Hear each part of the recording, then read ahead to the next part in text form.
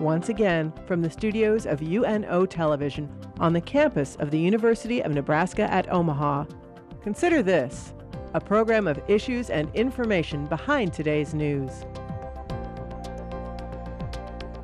The children are here. Children? Do you mind? I'd love to meet them. Come over here. Hi, Daddy. How are you? Hi, Daddy. Hi, I'm Allie. Hi, I'm Mary Ellen. Mary Ellen. Nice to see you. Nice to see you. Hi. Hi. Maggie. Maggie, how are you? Hello there, honey.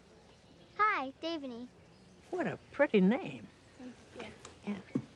Oh, my gosh, God. Thank yeah. you. And who's this? Edmund.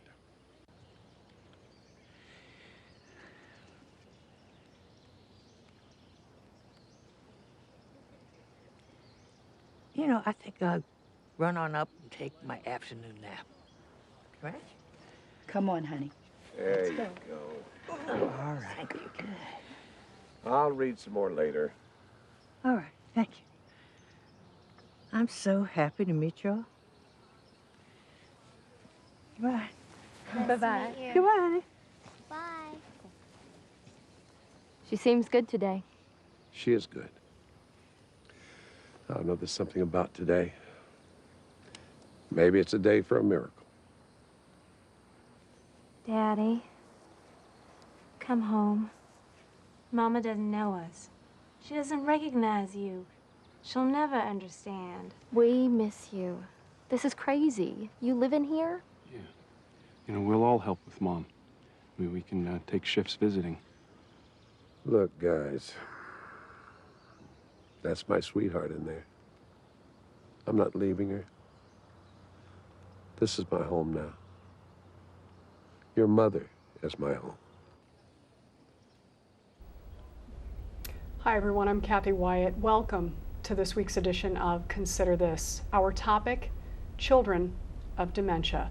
Joining us to talk more about it are McKenzie, Sara, and Heather Stauffer, sisters and daughters of a woman who was diagnosed 5 years ago when she was just 54. Welcome to all of you. Thank you so much for being here. All right, McKenzie, we'll start with you. Let's go back in time to before the diagnosis. Tell us about your mom. She is just a loving, caring person. She loved being with her family and friends, very social. She helped a lot with the church. She had a good faith, and she was always talking with people, and she's just a wonderful person. And Sara, we have a picture of her that we would like to put up for our viewers so that we have a face to the individual who has been such an inspiration to all of you. What is coming to mind as you're looking at that photograph? Her smile, that's typical. My mom has smiled all the time. She's always smiling in pictures. Even as she's progressed with the dementia, as it's taken over more and more of her ability to think and function, she still smiles. That's the one thing we can count on, and it helps to see her smile because it just helps us, remember that that's still our mom, and no matter how many other things have taken from her life, that she can still smile, and I just really fortunate for that. Yeah, I'm sure it makes her world too to see all of you smile back, right? So, Heather, your family in general, tell us about the five of you. We've got some pretty strong personalities. We didn't always get along. We faced some pretty big challenges before the diagnosis. We lost my mother's mother, and Sarah was in the hospital for quite a while, and my dad lost his job. And so we had a lot of things to kind of face as a family that really helped us through, is because our mother kept us together, and she was really the driving force behind everything. And she even had plans to go back and get a counseling degree so she could help other people. One thing we didn't have a lot of for a long time was patience. So we've really been learning patience to help support her like she used to support us. Okay. All right, Sara, so when it comes to dementia, I think most people, when they look back, would say, boy, I sure saw signs. And maybe we're in denial, whatever the case may be. Talk to us a little bit about that time frame that preceded the actual diagnosis, and including some of the changes that you saw in your mom. I remember it was my senior year of high school.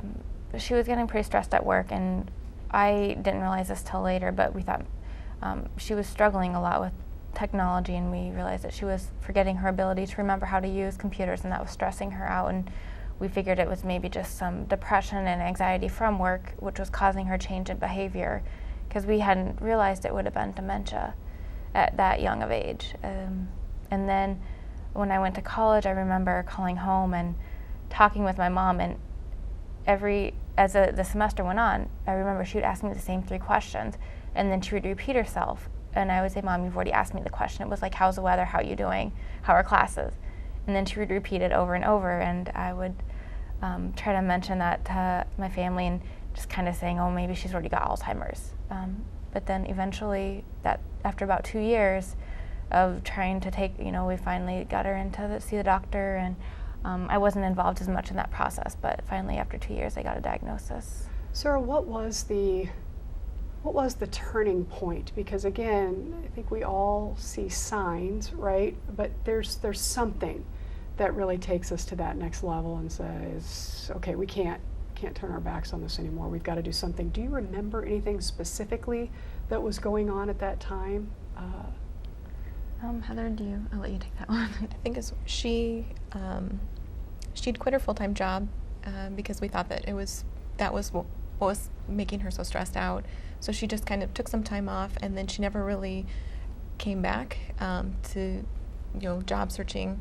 And so my dad went around town and just picked up applications from even just like fast food restaurants and filled them out for her and turned them back in, because he just thought that her self-esteem was so low that maybe she didn't feel like it.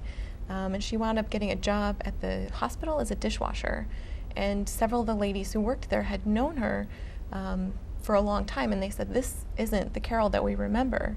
You need to do something about this. And so that's what really kind of was a wake-up call for us, and Dad started really looking at some sort of diagnosis. We started out with local doctors, and I think over the course of maybe a year, she went to about 4 or 5 different specialists before we finally got the diagnosis.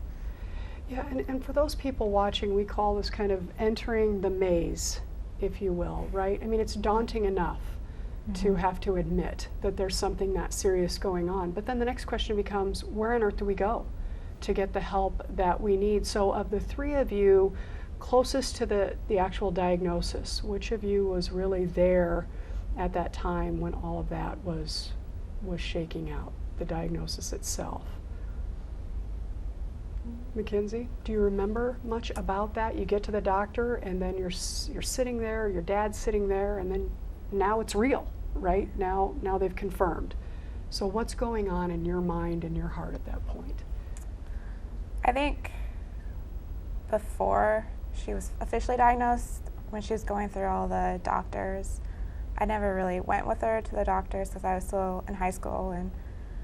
But I think back in my mind, I think I knew that's kind of Alzheimer's was kind of back in my mind, thinking that's what it was. So I guess it wasn't a huge shock when it was officially diagnosed, but it didn't feel real.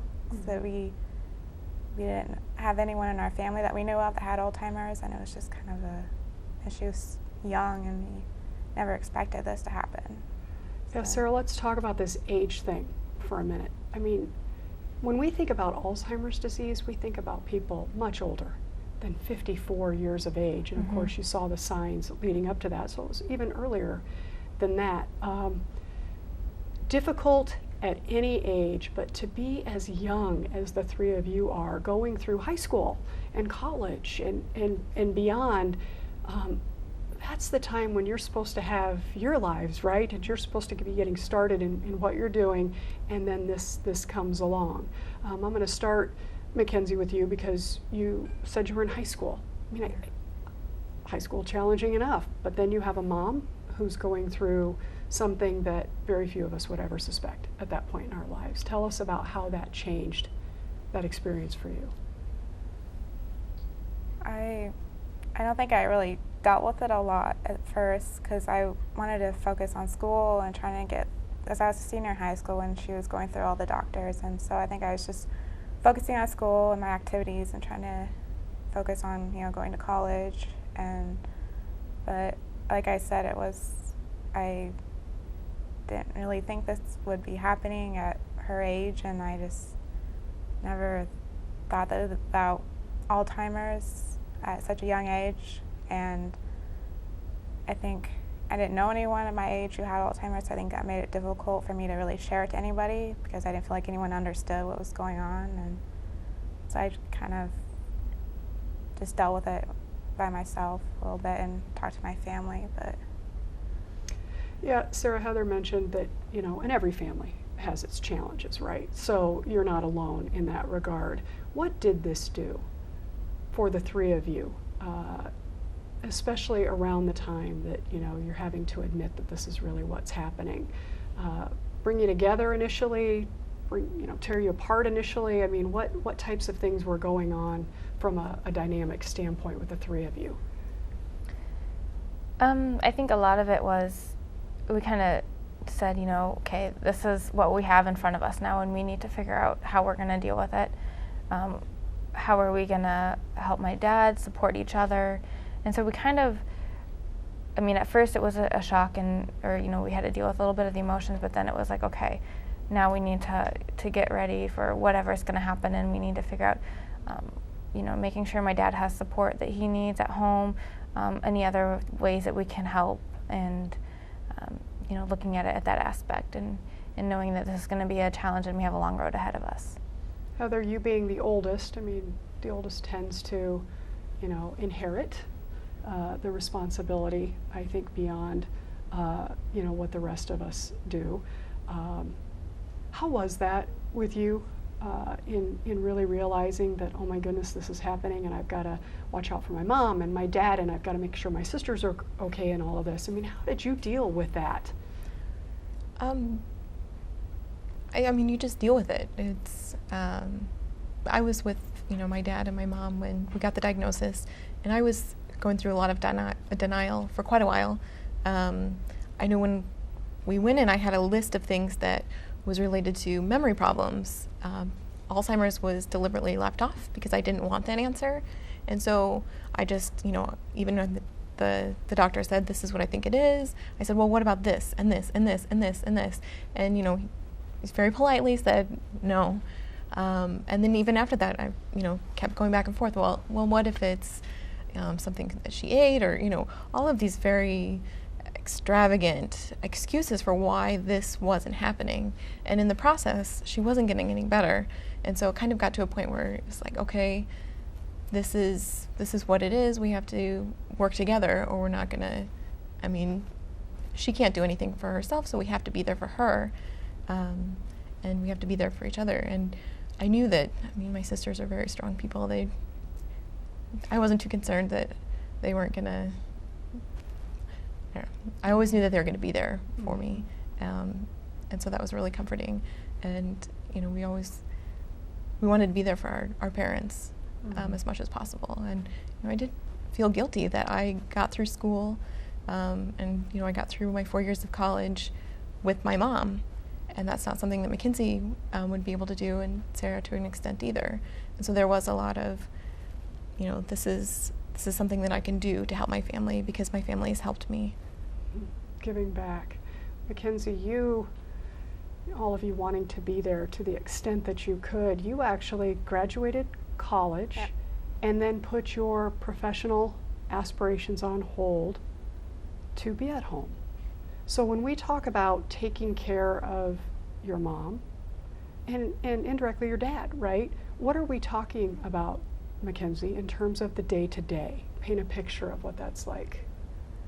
Well, I would help her to get dressed in the morning, and I would get her breakfast and get her to take her medicine. She'd take medicine twice a day.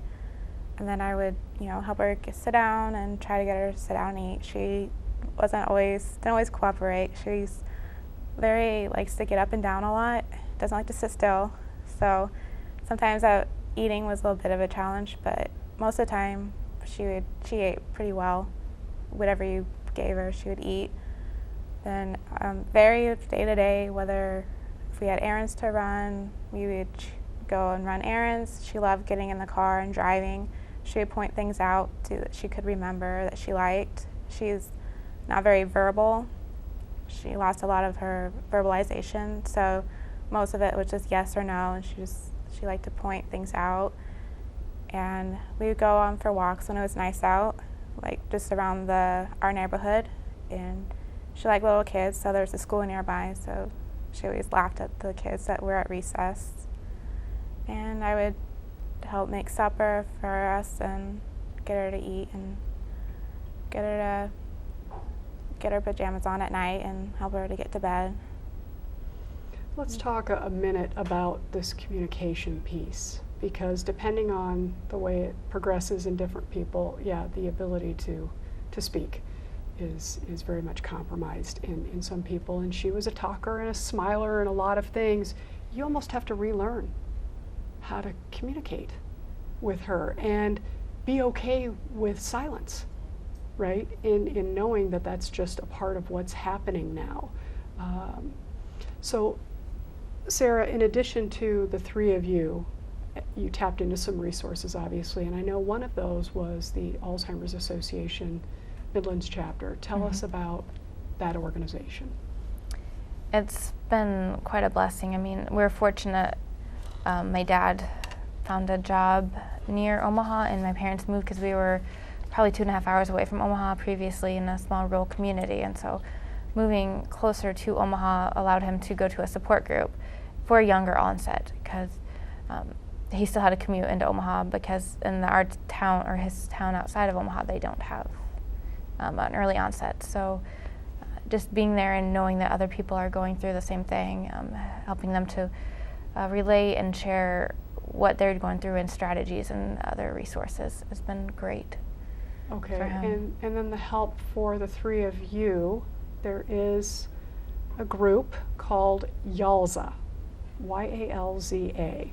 So Sara, why don't you kick off that discussion? Tell us a little bit about that, and then two of you can just chime in as you'd like there. YALZA is Young Alzheimer's Young Alzheimer's Advocates, excuse me. And Heather and I and another person, Patrick, started this. At first, a couple years ago, Patrick takes care of his mother as well. And we were thinking about doing something like this, something for children who take care of their parents or who have a young parent that has been diagnosed. And it was a support group, but also an advocacy group, because there's so much that can be done. And as children, we have maybe more energy, more resources that we can go out there and do that.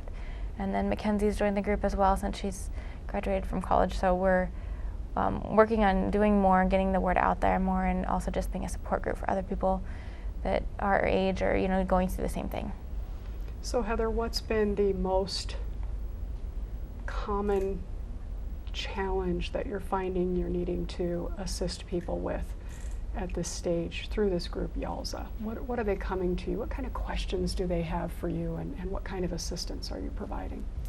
I think more than anything is just reassurance that there's other people that are are the same age that are going through this, because we don't have a lot of people yet, but we're still growing and we're there, and so it has been very comforting, I know for me especially, to see that there are other people that are in this stage of life and they just want somebody to talk about what's going on, or they've kind of shared what has happened with their mothers, and so we kind of had an idea of what might happen along the way with our mom. And so, just having somebody that kind of understands has been a really a blessing for us. And we've been working on, advocating more, because as, younger people, we do have a lot of energy and kind of a lot of drive to really make a difference. And maybe it's a generational thing that we want to make a difference so this doesn't happen to other people. And so we've been reaching out to different elected officials, telling our stories. And is there a criteria for someone who might want to join this group? Do you have to be a certain age? Do you have to be, is it just a group that if you want to be a part of it, you come and join? And what do they do? Do they call the association, or what's the best way to tap into YALZA? Go to our website, yalza.org. Oh, okay. We meet, once a month, and it's, we have kind of a two-part meeting. So, more of the advocacy. So if you don't have any direct relation to anybody with dementia, but you just want to get active and you want to help, that's where we kind of center our advocacy. And then the other half of that is, if you just want to talk about what's going on in your life, that's where the second half comes in.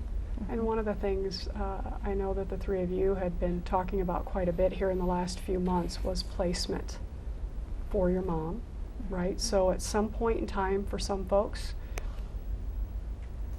it's not possible to remain at home and be safe and secure there any longer. And you reached that time frame. And so talk to us a little bit about what that was like. Transition's never easy for anyone, especially someone who is diagnosed with dementia. So tell us a little bit about kind of that time frame leading up to knowing that change had to occur, McKenzie. Well, she kind of took a bit of a turn about a month and a half ago, and she was in the hospital for a few days, and she became really agitated and a bit aggressive, and we couldn't calm her down. And so we came here to Omaha and met with our neurologist, and so they admitted her to the hospital to figure out what was wrong because she couldn't verbalize it or anything. And so she was in a couple of days, and so she calmed down, but they put her on some medication, and they felt that it was best that she was put into more of a nursing home setting. And so she had been going to adult daycare at a facility in Fremont, so that's where she is now. And so it wasn't a big transition. It was, but we knew the people and they knew her, so it was just about not seeing her as often throughout the day, but she's pretty comfortable there. That makes it easy. Sarah, from where you're sitting, it is a big decision. How important is it to really have something that's already become familiar to a loved one, the adult day service that McKenzie referenced, for example? You already knew the folks there, they already knew her. Really drive home how important that is, especially in an ever-changing world that the three of you and your folks live in. It was very comforting knowing that we were familiar with it. So it was, in a way, easy because we knew exactly what to expect from them and that they were the best place to send her. And they already were familiar with her as well. So that helped because when you feel like you're leaving the care of your mom into somebody else's hands, you want to make sure that they understand her needs. That, she likes to watch TV, she likes to walk around and be around people, and her likes and her dislikes, and she likes ice cream all the time. So it was good that they knew what she liked and that they could provide for her. And the staff there is great too, and they're familiar with her. So it was easier in that sense, but it definitely, when you walk back home in the door and you don't see your mom smiling at you, that was a little bit, that's the hard part. I bet. All right, in just the couple minutes that we have remaining, I wanted to be sure to be able to ask each of you if there were one thing that our viewers could do to help you and the other families that are in this boat, what would it be? McKenzie, we'll start with you. I think just support.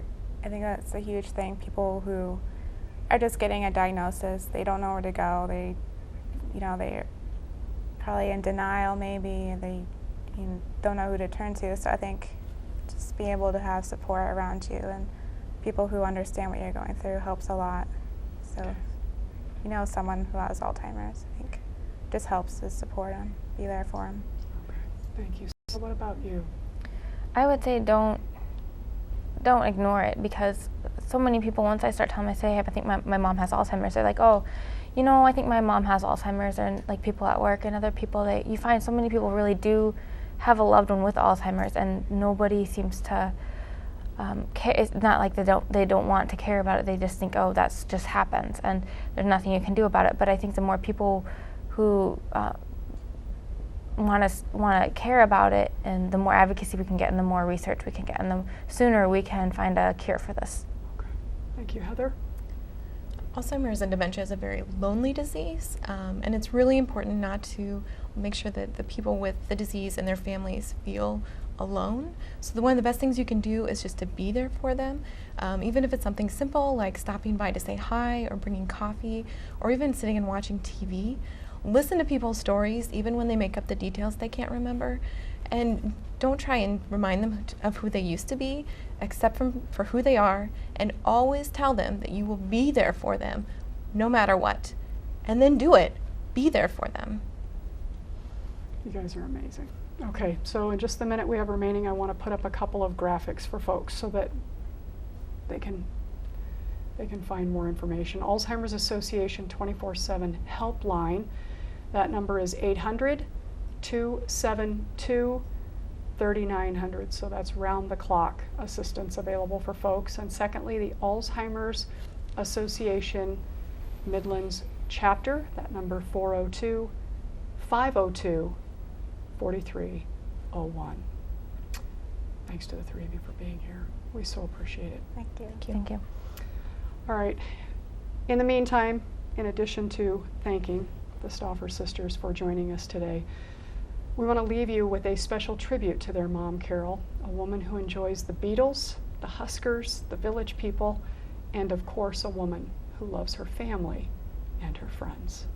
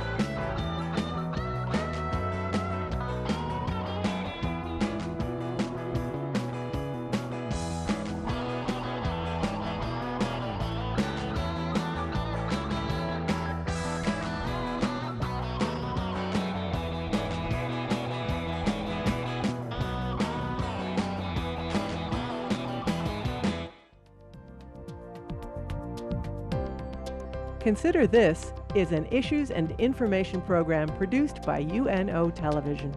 More information can be found at unotv.unomaha.edu.